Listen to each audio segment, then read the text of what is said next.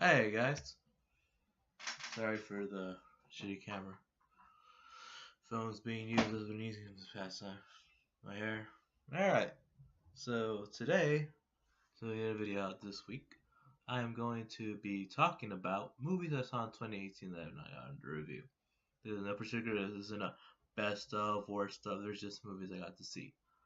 Alright, first up on the list is one of the first movies I saw that year, Super Troopers 2. Now, if you're not a fan of Super Troopers or Broken Lizard, this movie's not for you.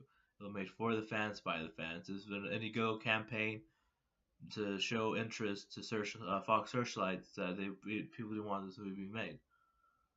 Their first hesitant to make it, they didn't think a lot of people would want to see it.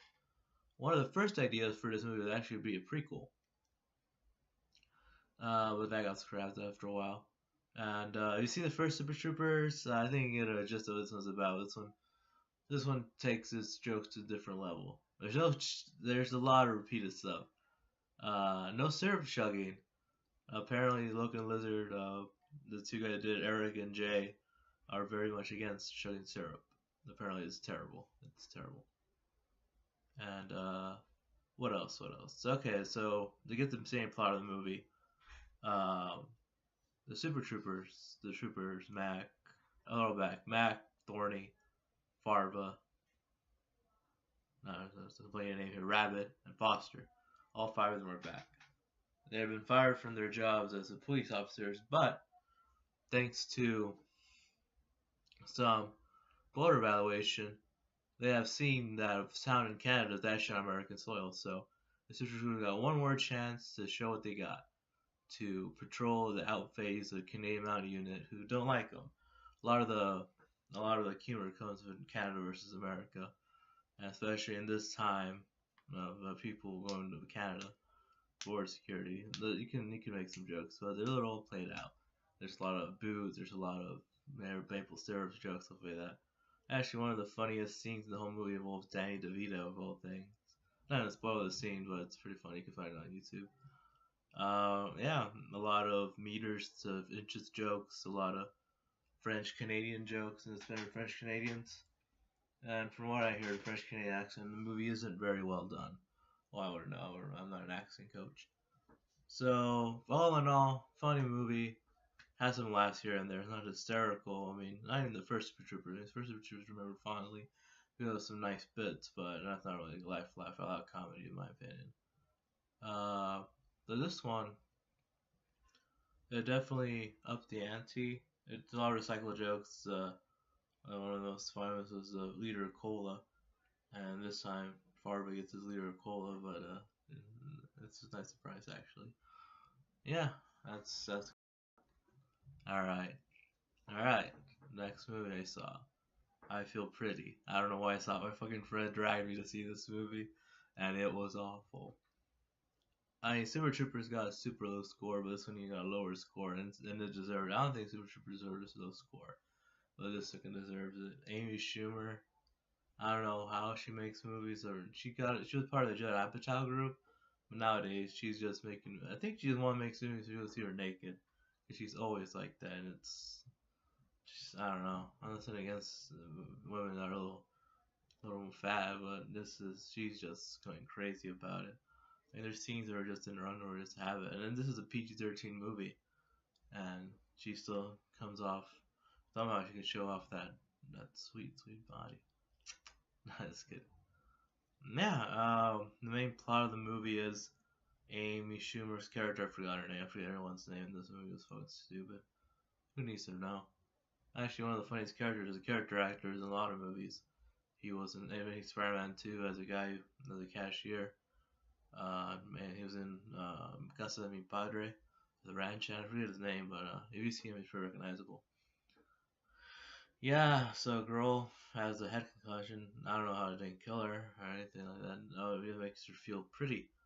So it's like the cost has changed everything. Nothing at all. So she walks around thinking she's the hot shit. With this confidence, she becomes like part of a secretary at this big fashion club. And then she has this really ditzy boss who's trying to launch this thing, and hilarity ensues. She meets this very feminine guy, and they get together, and She gets separated from her friends, thinking she's all pretty and shit, but she's not. It's a fucking stupid movie. Uh, there's the moral is you are what you are and stuff like that. I mean, overdone and bullshit, but I don't know why I saw it. I said my friend dragged me to see it. Thanks, Seth. Thanks a lot. Yeah, well, that's two. And I got 8 more to go. And my other movie I saw was Rampage. Yeah, we needed a Rampage movie. You just playing the game. You're like, I really want a movie about this. I really want it. No one asked for this. But why? You got The Rock, who doesn't turn into an animal. And the movies, they don't turn into animals. That's what Rampage is about. Humans are an animal. It's more of a monster movie than anything. I mean, it's directed by a guy who did Stand on Drez, so you can see a quality movie. So The Rock is this zoologist who takes care of this monkey called George, and after the serum goes into space, it makes George grow. It also grows other animals, so it's up to The Rock and a group of scientists to stop these animals. And George is pretty cool. He's a albino monkey. He's not King Kong. Doesn't look like King Kong. They're trying to rebuff King Kong, I think. But yeah. Yeah, I mean, it was fun. It was stupid. PG-13, so not a lot of people get ripped apart. I wish there was an R-rated monster movie where you see people ripped apart and stuff like that. Actually, Kong Skull Island for PG-13 was pretty violent, now that I remember. Yeah. Yep. What else can I say about it? It's fun. The Rock's great, and they actually did a little reshoots to add more jokes because The Rock felt like he needed more jokes. So I think a Marvel movie thing to do. I mean, whatever. Okay, what else? What else? What else did I see? This is 10 movies, by the way. One more. Oh, I saw. Let's see. I saw. I'm trying to remember some. Venom. Yeah, I saw Venom. I saw that shit. Yep. It was. It was something. It was something. It was terrible. I mean, Tom Hardy's great. I love Tom Hardy. And but he wouldn't crack it in the movie. You don't really see like the big tame attitude Rock we all know. He's pretty snarky. He's great. The rest of the cast okay. The guy for the voice of Venom is pretty badass. Seeing him and Tom Hardy go head to butt heads is awesome. Well, let's see. The movie's about Eddie Brock being disgraced after doing a sneak piece on a big science man who is preparing this symbiote serum, trying to do something with it. I'm not sure. Probably it's this idea to cure disease. But he goes mad, and it's up to Eddie Brock. My hair's super long now. It's up to Eddie Brock to stop him, and he gets help from one of the scientists. He has a pain relationship with his girlfriend who broke up with him after the sneak piece because she works for the company and they got her in trouble and got her fired. There's some great scenes. There's a great scene in a restaurant where Tom Hardy just goes crazy. The Venom scenes are kind of worth it. It should be rated R. I mean, I want to see Venom show up people's heads, but it's a Sony movie. You can't really. The PG-13 is going to be made. It's great. They just went from Homecoming to this, which is not. It's a different quality. Yeah. So I talked about those. Now let's get to Summer Brolin. Summer Brolin. Everyone, Josh Brolin was everywhere. He was Deadpool. He was in Sicaro. He was in Avengers, the biggest movie of the year. Let's start with one that a lot of people didn't see, but I saw. Let's see, it's Whitetail Deer Hunter. Now, I'm a huge O.D. Hill fan. I think he's one of the pioneers of cringe comedy. But not like cringe, just like cringe dark comedy. Like from the Foot Sway, which I fucking love. It reminds me of my days in karate, especially the scenes where people are like, "Oh, would win in a fight, Bruce Lee or this guy?" And when Dave Wright's like, "Oh, the truck, obviously." Did Bruce Lee say that? No, Bruce Lee's dead. That is one of the funniest things ever. Observant Report is great. I mean, it covers bipolar disorder better than fucking Silver Linings Playbook. I can tell you that for sure. Because a little bit about me, I have bipolar disorder. It's a schizophrenia form, which is one of the reasons I took a break from YouTube. Yeah, I think I'll do a video about that later. Now the legacy of Whitetail Deer Hunter. And McBride is in all these movies. He was the lead in one, and now he's kind of the sidekick. Josh Brolin's lead. He's great in this movie. Who knew Josh Brolin could be such great comedic timing? Now the plot is a white-tailed deer hunter who only hunts white-tailed deer goes to his son, and he wants to have a nice father and son hunting trip, but everything goes wrong. Nothing goes right. The movie's really funny. It's actually really sweet. There's one scene that goes way too far in the crude, cringe humor, and I think you'll see it, especially involves a 13-year-old kid with some stuff he shouldn't be seeing. But other than that, man, the movie's pretty good. Some of the deer stuff kind of looks shady, but well, whatever. Other than that, it's funny as hell. Alright, now back to the summer of Brolin to see more movies with him. We got Sicaro with Josh Brolin as the only man who can make Crocs look sandals look intimidating. I mean, the opening scene with him and interrogating somebody is fucking great.